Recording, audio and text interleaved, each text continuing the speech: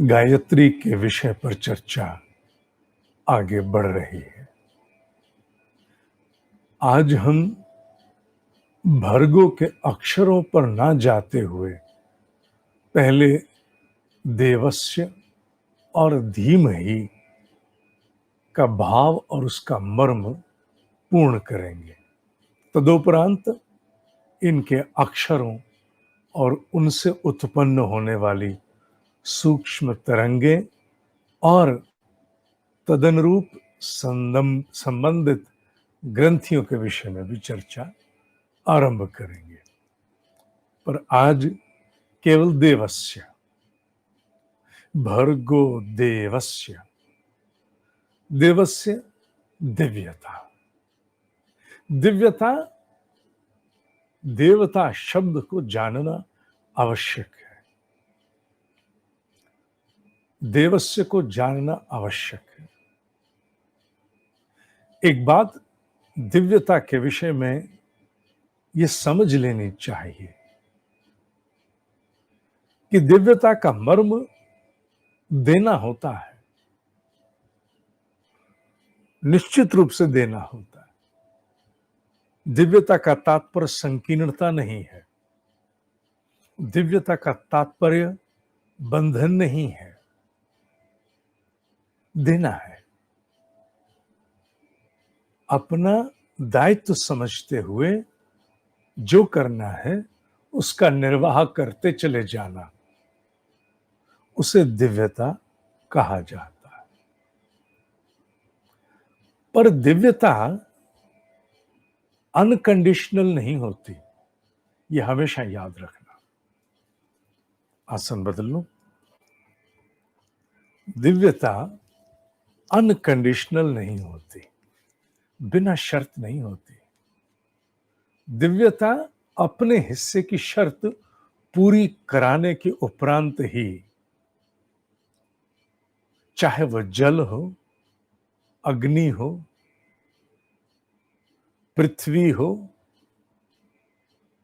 अथवा वायु, आकाश में नहीं कहता, अपने हिस्से की शर्त पूरी किए बिना कहीं भी वो दिव्यता प्रकट नहीं होती, सक्रिय नहीं होती, कार्य नहीं करती, कंडीशन्ड है। जब आप उन शर्तों को पूरा करते चले जाते हो, दिव्यता और असुरता में अंतर क्या है? असुरता हो सकता है कल्याण के स्थान पर शर्त पूरी करने पर भी अकल्याण कर दे। कोई आवश्यक नहीं कि वो आप शर्त पूरी करो फिर भी कल्याण करे, या अपना कार्य करे, हो सकता है फिर वो अकल्याण कर जाए और ना करे, संकीर्णता के वशीभूत ना करे। बहुत से लोग, हम अक्सर कहते हैं, लेना जानते हैं, देना नहीं जानते। लाओ लाओ लाओ, दे दो, देना नहीं।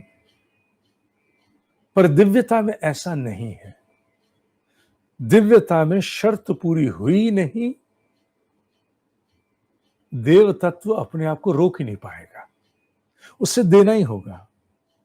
दिव्यता का अर्थ अनकंडीशनल नहीं है। ये बहुत बड़ी एक ऐसी नासमझी है जिसे समझ करके बहुत बड़े स्तर पर, कई स्तरों पर मूर्खता और धर्मांधता का प्रसार हो जाता है। दिव्य का तात्पर्य देना है, देना है, वो रोक ही नहीं सकता, पर शर्त पूरी करनी होगी। जल को आप संरक्षण नहीं करेंगे, जल का धर्म है अपने गुण को प्रकट करना, पर जल का संरक्षण नहीं होगा तो जल क्या धीरे धीरे पृथ्वी से कम नहीं होगा? जल को आप दूषित कर देंगे तो क्या वो अपनी निर्मलता सहित आपका पोषण कर पाएगा? नहीं कर पाएगा। उसी प्रकार प्रत्येक दिव्य भले वो दिव्य शक्ति गायत्री के 24 अक्षरों से उत्पन्न 24 दिव्य तरंगे ही क्यों ना हो, उनके मंत्र हो, या आपका कोई इष्ट हो, दिव्यता के लिए शर्त पूरी करनी आवश्यक है। बात दिव्यता की हो रही है, बात भगवान की हम नहीं कर रहे हैं। भगवान अर्थात रचयिता, हम रचयिता की बात नहीं कर रहे हैं, हम बात दिव्यता की कर रहे हैं। रचयिता तो पूरी सृष्टि में दो ही हैं, या ब्रह्मा या मां, बस, या ब्रह्मा या मां। पर दिव्यता की जब चर्चा करें उनसे नीचे उतरकर, तो वहां शर्त पूरी करनी आवश्यक है। ये बात बहुत गहरे से साधक जान लो, तभी तुम एक वैज्ञानिक बन पाओगे। अन्यथा अपने आप को अपने ही भीतर के किसी भाव से छलते रहोगे। बिना शर्त पूरी किए दिव्यता प्रकट नहीं होती, दिव्य शक्तियां प्रकट नहीं होती, दिव्य गुणों का अवतरण नहीं होता, दिव्य क्षमताओं का अवतरण संभव नहीं है। और तुम शर्त पूरी करना बंद कर दोगे, वो शक्तियां विलुप्त होना आरंभ कर देती हैं। सावधानी हटी, जानते हो, कंडीशनड है, कंडीशनड है, शर्त पूरी करनी आवश्यक है। मैं दिव्यता के विषय पर बोल रहा हूं, कुछ विषय ऐसे भी हैं जहां यह सिद्धांत नहीं लागू होगा, पर उन विषयों का उल्लेख नहीं, या केवल दिव्यता की बात है। भर्गो देवस्य, जिसने उस प्रकाश को एक्सेप्ट किया, उस श्रेष्ठता की ओर चल पड़ा, उसमें ईश्वर का भर्ग, उसका तेज अवतरित होना आरंभ हो गया, उसमें निर्मलता, सौंदर्य, बोध का विकास होना आरंभ हो गया, उसमें एक दिव्य दृष्टि विकसित हो गई। दिव्य दृष्टि, दिव्य दृष्टि, दिव्य दृष्टि। यहां देवस्य का तात्पर्य दिव्य दृष्टि से है। एक समझ, एक समझ, एक बोध, उससे है। कल्याणकारी दृष्टि। चैनल पर एक कार्यक्रम है जो आज से 10-11 वर्ष पहले मैंने किसी शहर में कार्यक्रम करते हुए रिकॉर्ड हुआ था। दृष्टि, दृष्टि का भेद। आदमी एक ही होता है, डॉक्टर एक, वकील एक, अर्थात उनकी पढ़ाई, उनकी शिक्षा दीक्षा, जज एक, वैज्ञानिक एक, अर्थात उनकी पढ़ाई लिखाई। एक सी पढ़ाई लिखाई करके जब कार्य क्षेत्र में उतरते हैं, तो अपनी दृष्टि, दृष्टि के भेद अनुसार उनके निष्कर्ष, उनके निर्णय आकाश पाताल का अंतर ले लेते हैं। एक चिकित्सक का निष्कर्ष कुछ, दूसरे का कुछ हो सकता है। शिक्षा दीक्षा एक है, भेद क्यों? दृष्टि, दृष्टि का भेद। यहां दृष्टि बहुत बड़ा शब्द हो गया, अर्थात अपने भीतर मंथन मनन करके जो निष्कर्ष उपस्थित हो, वह दृष्टि है।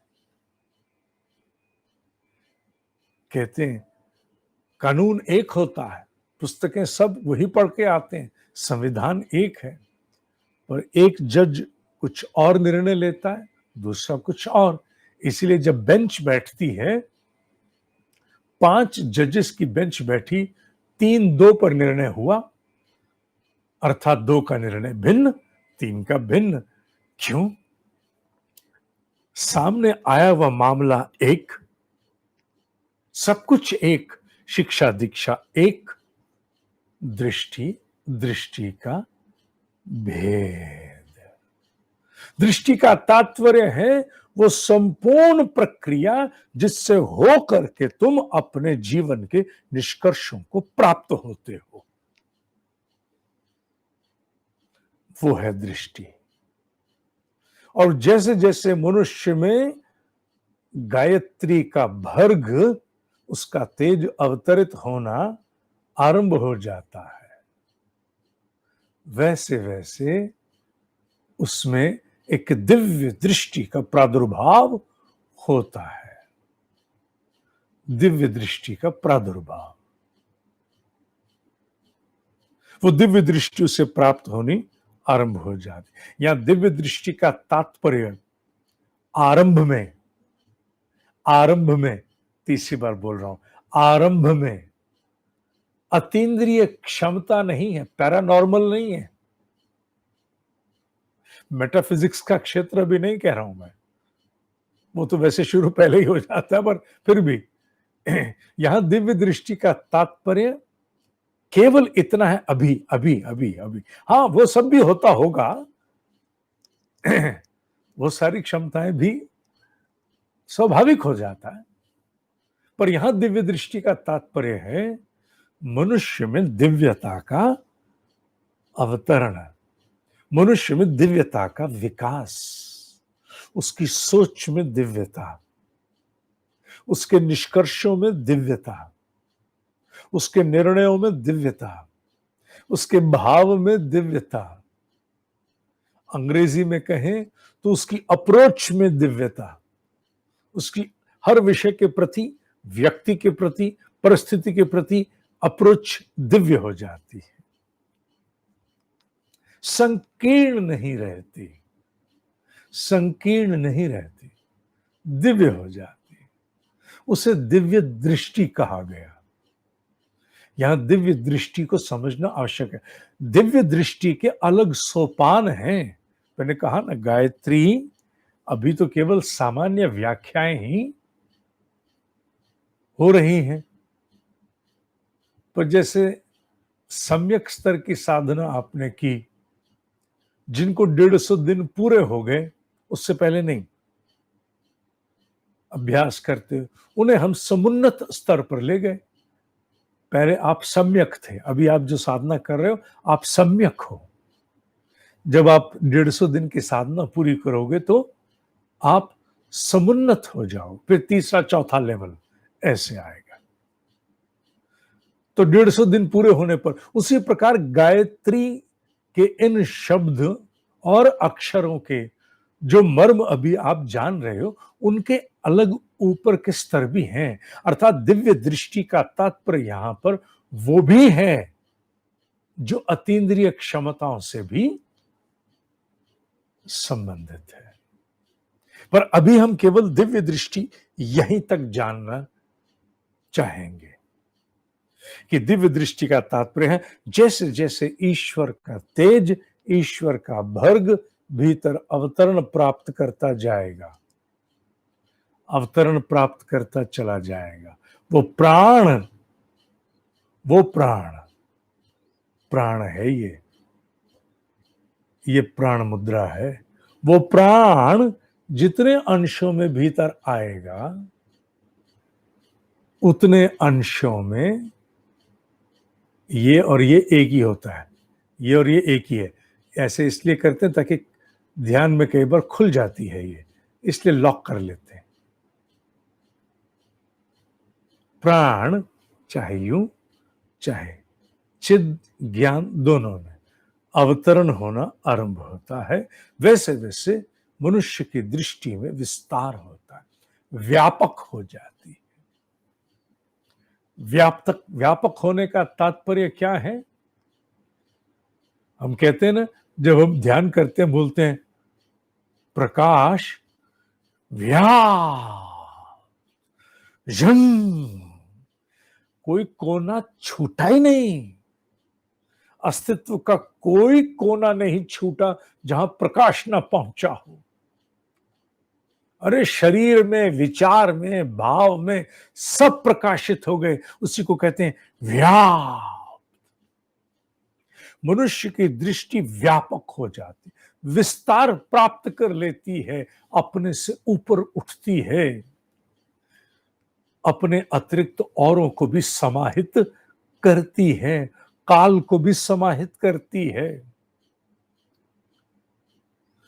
बलि वैश्व यज्ञ के लिए वो वयस्क हो जाती है। बलि वैश्व यज्ञ किसी रिकॉर्डिंग से बता रखा, फिर कभी विषय लूंगा, 5 आहुतियों वाला। वो मैच्योरिटी आ जाती है, उसे कहते हैं दिव्य दृष्टि।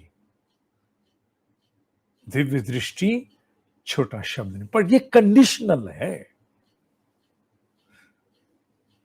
जब तक साधक एक स्तर की साधना को पार नहीं करता, तब तक उसकी साधना एयर कंडीशन की तरह रहती है। एयर कंडीशन बंद, टेम्परेचर बढ़ जाता है। एयर कंडीशन चालू, टेम्परेचर गिर जाता है। कंडीशन है। ये जितनी भी दिव्य शक्तियां हैं, इनकी शर्त पूरी करनी पड़ती है। बिना गायत्री का जप किए आप चाहो कि आप में भर्ग का अवतरण हो जाए, संभव है? नहीं संभव। वो साधना, वो ध्यान, वो मनन आपको निश्चित रूप से रखना होगा, तभी संभव है। तो देवस्य दिव्य दृष्टि, वो विस्तार, वो व्यापकता, जिसके द्वारा मनुष्य में उदारता, करुणा जैसे तत्व आने आरंभ हो जाते हैं। हालांकि उनका समावेश तो और भी शब्दों से है, पर यहां दिव्यता की व्याख्या करते हुए मैंने उनका उपयोग किया है। भर्गो देवस्य, ज्यों ज्यों तेज आता गया, दिव्यता भीतर अवतरित होती गई। जैसे जैसे तेज बढ़ता जाएगा, दिव्यता के भी स्तर उच्च स्तरीय, उच्चतम होना आरंभ हो जाएंगे। ये है देवस्य। कल के ब्रह्म मुहूर्त के उपरांत के सत्संग में हम धीमहि को लेंगे और फिर उसके अगले दिन से इनके अक्षरों की तरंगों, उनसे प्रभावित होने वाली सूक्ष्म ग्रंथियों और उनके मनुष्य पर उत्पन्न होने वाले प्रभाव परिणाम पर चर्चा उल्लेख आरंभ होगा। ज्ञान साझा करना यज्ञ है। इसमें आहुति देने से अपना हाथ पीछे मत खींचना, और आहुति एक ही है, साझा करना, आगे परोसना। यही इस यज्ञ की आहुति है, और कुछ नहीं, और कुछ नहीं, केवल इतना, इसे आगे अन्य तक साझा करना। आज के लिए इतना ही। ओम शांति, शांति, शांति। ओम ही सत्य है, ओम ही सत्य है, ओम ही सत्य है।